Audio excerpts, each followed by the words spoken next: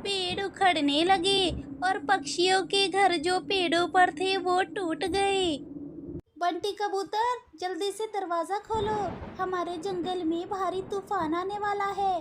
एक बार की बात है, एक घने से जंगल में जहाँ हर तरह के पक्षी रहते थे, वहीं पर एक टुनटुनी नाम की चिड़िया भी रहती थी, जो बहुत ही प्यारी थी और हमेशा सबकी मदद किया करती थी। टुनटुनी अपने बेटे कुकू के साथ रहती थी और अपने जीवन में टुनटुनी और उसका बेटा कुकू बहुत खुश थे।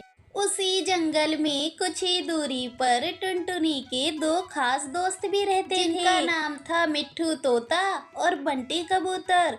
टुनटुनी, मिट्ठू और बंटी तीनों ही बहुत अच्छे दोस्त थे और जब भी मुसीबत का टाइम होता तो तीनों आपस में एक दूसरे की सहायता करते थे। एक दिन अचानक से मौसम बदलने लगता है, आसमान में काले बादल घिर गए और तेज हवाएं चलने लगी। सबको महसूस हुआ कि कोई बड़ा तूफान आने वाला है। मम्मा मम्मा, ये बाहर मौसम को क्या हुआ? अभी तो धूप थी, अचानक से ये काले बादल कैसे छा गए? कुकू बेटा, बारिश का मौसम शुरू हो चुका है, लगता है भारी तूफान आने वाला है।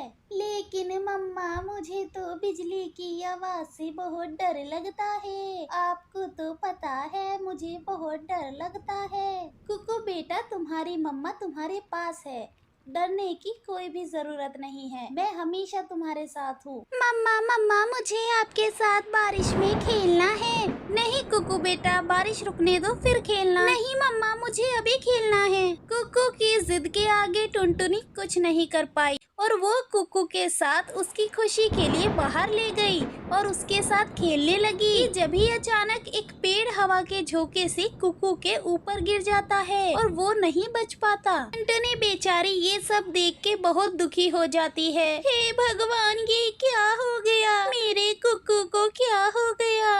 अब मैं कैसे जीऊंगी? इस दुनिया में मेरा है ही कौन? हे भगवान, सब मेरी ही गलती है। ना कुकू जिद करता, ना मैं उसे बाहर लेके आती।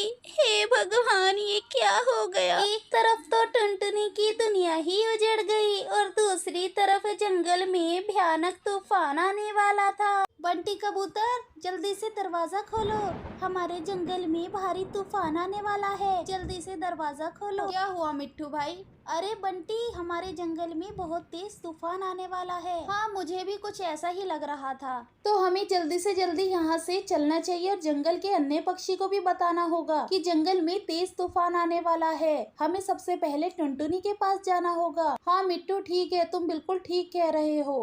इतना कहकर दोनों टुनटुनी के घर के लिए रवाना हो जाते हैं। टुनटुनी बहन, जल्दी से दरवाजा खोलो, हमारे जंगल में तेज तूफान आने वाला है। मिट्ठू तोता की आवाज सुनकर टुनटुनी बाहर आती है। मिट्ठू भैया, आप इतने घबराए हुए क्यों हो? कोई बात है क्या?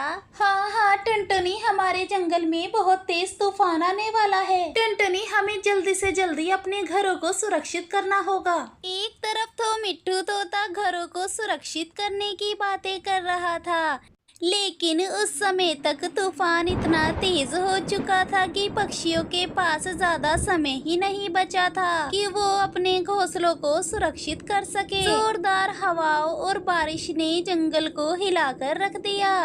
पेड़ उखड़ने लगे और पक्षियों के घर जो पेड़ों पर थे वो टूट गए।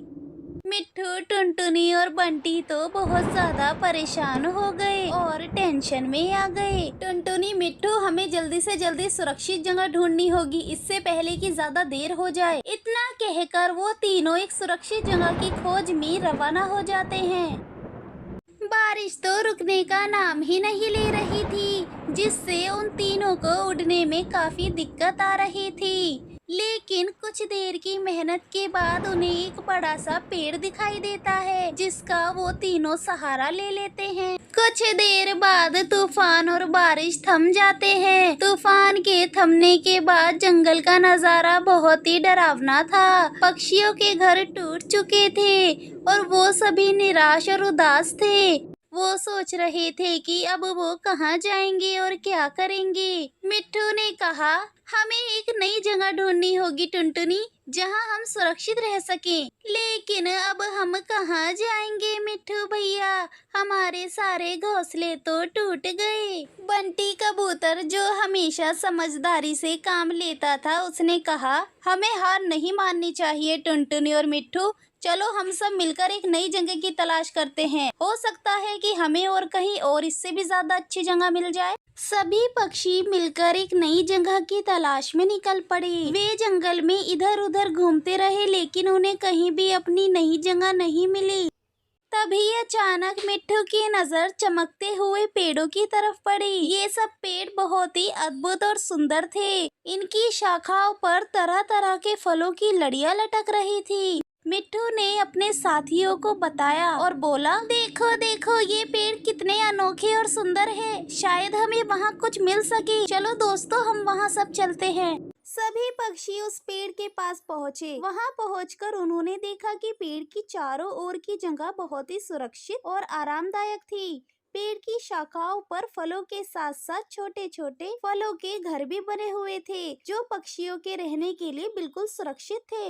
बंटी कबूतर ने पेड़ के पास जाकर पूछा, क्या हम यहाँ रह सकते हैं? हमारे सभी घर तूफान में नष्ट हो गए हैं और हमें रहने के लिए एक नई जगह की जरूरत है। पेड़ ने अचानक से मानो जादुई ढंग से बोलना शुरू कर दिया। उसने कहा, नमस्ते प्यारे पक्षियों, मैं एक जादुई पेड़ हूँ। मुझे मालूम है कि तुम सभी ने बहुत दुख झेला है। तुम सभी यहाँ आकर रह सकते हो। ये घर और फल तुम्हारे लिए ही है। मैं हमेशा तुम्हारी सुरक्षा करूँगा और तुम्हें खाने के लिए फल भी दूंगा।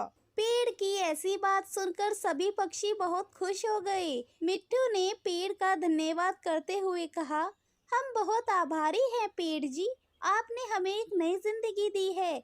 हम यहाँ खुशी खुशी रहेंगे और आपकी देखभाल भी करेंगे जादुई पेड़। टुनटुनी ने भी खुशी खुशी कहा, ये जगह तो स्वर्ग जैसी है। हमें हर दिन ताजे फल मिलेंगे और हम सुरक्षित भी रहेंगे। बंटी ने सभी को एकजुट करते हुए कहा, हम सभी को मिलकर इस जादुई पेड़ की रक्षा करनी चाहिए। ये हमारा नया घर है और हमें इसे हमेशा सम्मान देना चाहिए। इस तरह जंगल के पक्षियों ने एक बार फिर से खुशहाल जीवन जीना शुरू कर दिया। जादुई पेड़ ने उन्हें न केवल घर दिया, बल्कि एक उम्मीद भी दी। और इस तरह सभी पक्षी मिलकर खुशी खुशी उस जादुई पेड़ के साथ रहने लगे। कहानी का संदेश ये है कि चाहे कितनी भी मुसीबत आ जाए, हमें कभी भी हार नहीं माननी चाहिए और हमेशा एक नई शुरुआत के लिए तैयार रहना चाहिए।